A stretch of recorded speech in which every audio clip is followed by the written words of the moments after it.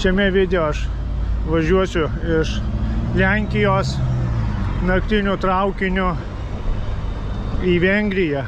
Ne per seniausiai parvažiavau iš Zakopanės. Kaip aš ten buvau ir kaip aš ten atvažiavau yra praeitame video. Ir toliau aš keliaunu link Balkanų. Dabar man reikia pasiekti Budapeštą ir jau iš Budapešto važiuosiu į Slovėniją. Iš Slovėnijos į Kroatiją, iš Kroatijos į Bosniją ir Hercegoviną. Iš Bosnijos ir Hercegovinos į Serbiją. Po to Juodkalniją, po to Albaniją. Taigi toks kelionės maršrutas yra pas mane galvoje ir mintyse. Ir bandysiu aš visą tai padaryti. Na, dabar einu į stotį, pasivaikščiosiu, parodysiu jums, kaip atrodo stotis. Ir lauksim vakare traukinys. Šalia traukinių stoties yra ir autobusų stotis. Štai čia autobusų stotis. O traukinių stotis reikia nusileisti į apačią. Yra keli išėjimai, labai didelė stotis. Nauja. Visai netoli pastatyta senos istorinės stoties. Mane daugiausia domina traukiniai. Bus tokių kelionės atkarpų, kur aš turėsiu važiuoti autobusu, nes pavyzdžiui iš Bosnijos į Serbiją negaliu nuvažiuoti, nėra traukinio. Ir į Albaniją iš Juodkalnijos taip pat nėra traukinio, reikės kažkaip galvoti, kaip į ten papulti. Esu jau vieną kartą šioje stotyje praleidęs, galima sakyti, naktį, nuo 12 nakties iki 4 ryto. 4 ryto man buvo traukinys iš Krokuvos į Kauną ir reikėjo laukti. Neapsimokėjo man imti kambario nakvoti dėl kelių valandų. Tai pasilikau stotyje. Visai įdomus toks stoties gyvenimas. Aš dažnai būnu stotyse, praleidžiu nemažai laiko, kai reikia laukti kokio traukinio. Tai man labai įdomu, pamatau įvairių žmonių, įvairus gyvenimas vyksta, visko tenka pamatyti. Patinka man stebėti tą gyvenimą tokį. Stotyje yra toksai žemės gaublys.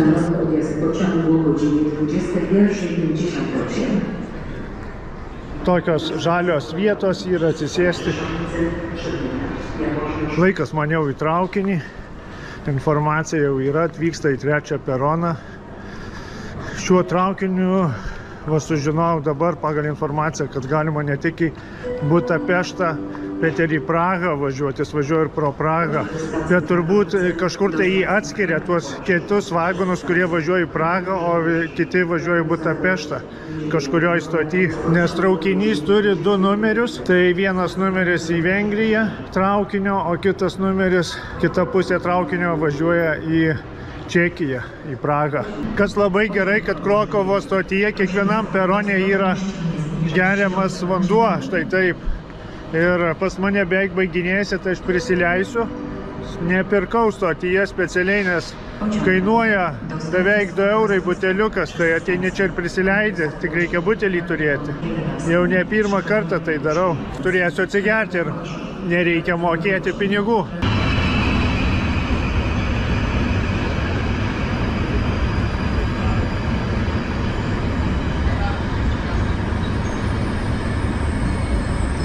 Labai daug vagonų, mano vagonas 349.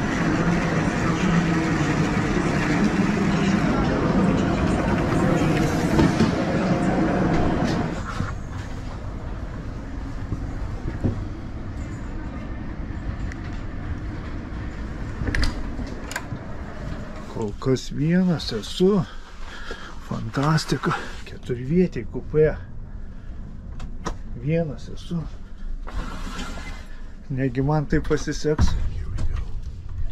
Mano apsidžiaugimas greitai baigėsi, nes vis dėlto paskutinę minutę atėjo keleivis, kuris važiuos kartu iki Budapešto.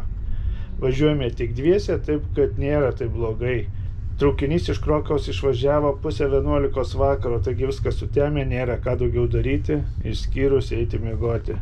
Netrukus užmigau, traukinys nesitrankė, netrūkčiojo, važiavo švelniai, todėl miegas buvo ramus. O gal aš tiesiog buvau pavargęs tiek, kad manęs neįtakojo jo važiavimus. Prabudau, kai neseniai traukinys pravažiavo Slovakijos sostinę Bratislavą. Norėjosi nufilmuoti geležinkelio stotį, bet nespėjau.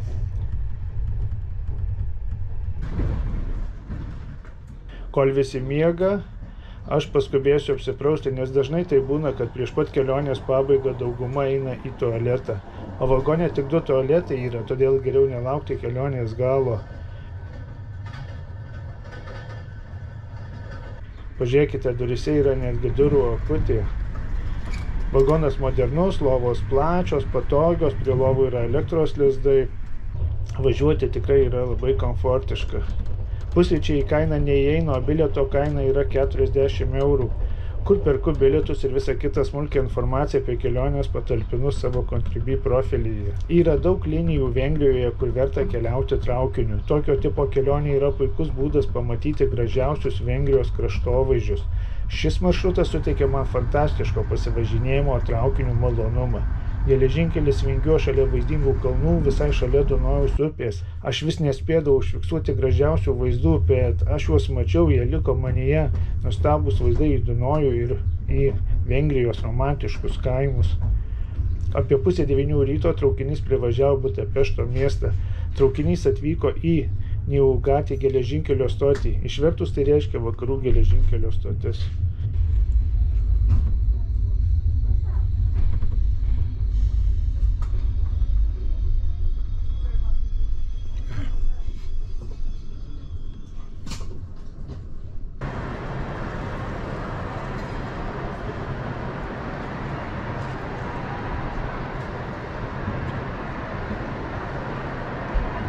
Tai ir atvažiavau į Budapeštą.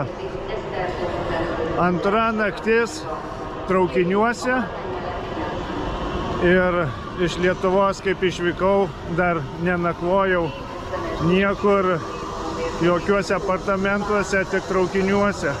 Bet jau šią naktį teks įsimiegoti.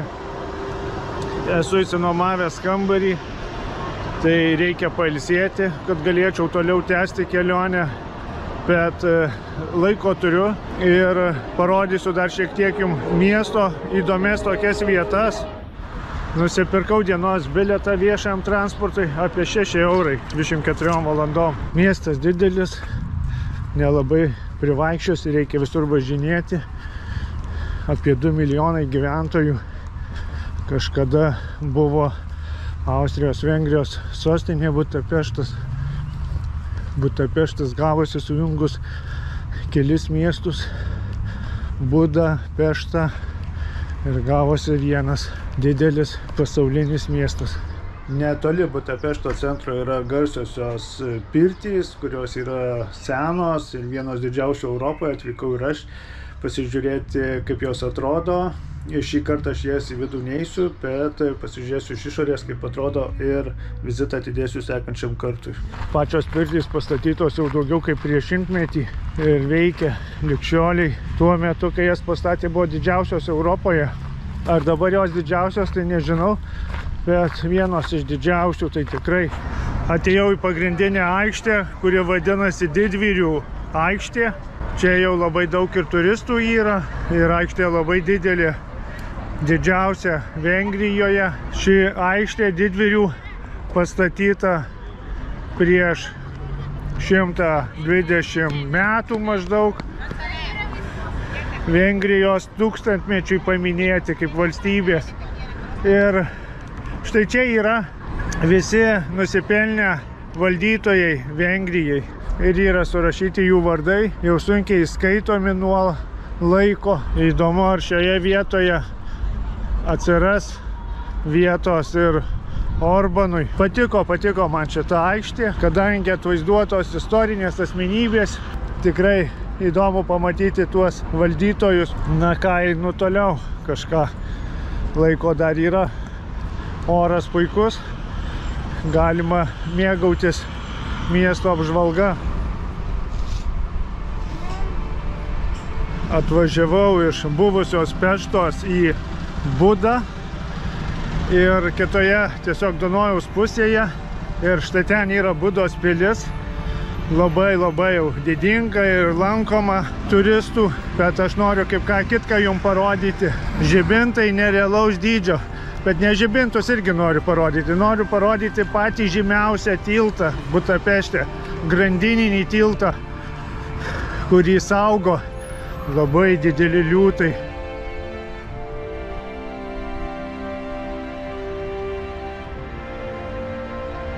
Šis tiltas buvo susprogdintas vokiečių per Antrą pasaulinį karą. Budapeštas iš vis labai stipriai nukentėjo nuo antskrydžių, nuo amerikiečių, nuo britų, beveik visas sugriautas buvo. Vokiečiai su vengrais įnirtingai gynėsi. Tada paskui jau pradėjo pulti rusai su rumunais. Žodžiu, miestas buvo sugriautas ir tiltas šitas buvo sugriautas, susprogdintas. Vokiečiai atsitraukdami susprogdino visus tiltus. Bet šitie liūtai išliko. Šitie liūtai yra čia pastatyti 1852 metais ir jie vis dar stovi. Tiltą atstatė tokį, koks jis buvo. Galima užsilipti, jie čia užsilipa, fotografuoja.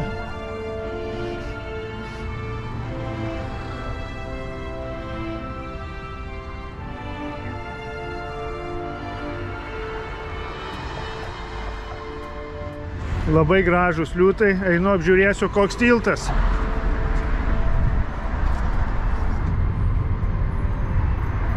Kitoje tilto pusėje irgi yra liūtai. Taigi jie čia išgulėjo, neišstovėjo, bet išgulėjo apie 170 metų, gal daugiau šiek tiek. Ir linkiu jiems dar amžių amžiais čia gulėti. Jie tiesiog nuostabūs.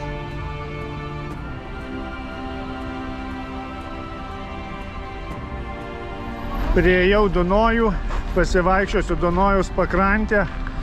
Pasakysiu jums tokį įdomų dalyką. Yra tramvajus, kuris važiuoja prie pat Dunojaus pakrantės. Labai gražus vaizdai atsiveria važiuojant tuo tramvaju. Jo numeris 2, tai jeigu būsite, galite išbandyti. Jis važiuoja tik tais pakrantę Dunojaus. Tai tokis jau kaip ir turistinis maršrutas, nors tai tiesiog miesto transportas. Bet daug turistų tą išnaudoja dalyką. Eidama šią pakrantę, priėjau kaip ką Kraupaus. Aš būtent ir norėjau šią vietą prieiti. Daug žmonių čia yra, bet pasistengsiu jums parodyti.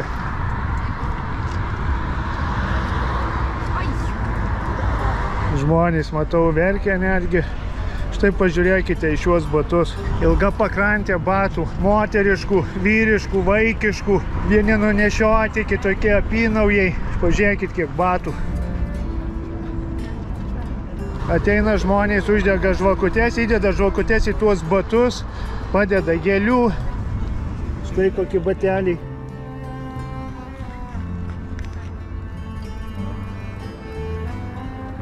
Šioje vietoje, šioje pakrantėje 44-45 metais vengrų partija, strėlių partija persekiojo žydus, mušė, daužė juos, viską atiminėjo, o paskui atvesdavo į šią pakrantę ir juos sušaudydavo.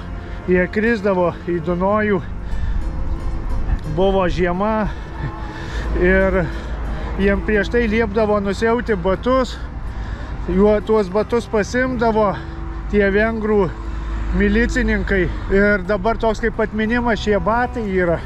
Tiesiog neįtikėtina emocija kyla matant tuos batus. Tu žinai, kad kažkada stovėjo ten žmonės, jie nusivė tuos batus ir sušaudė juos. Tai ne viena partija žmonių, bet ištisai tai vyko kelis mėnesius. Tūkstančiai žmonių šioje vietoje buvo sušaudyti ir į Dunojų numesti, kad kūnai plauktų.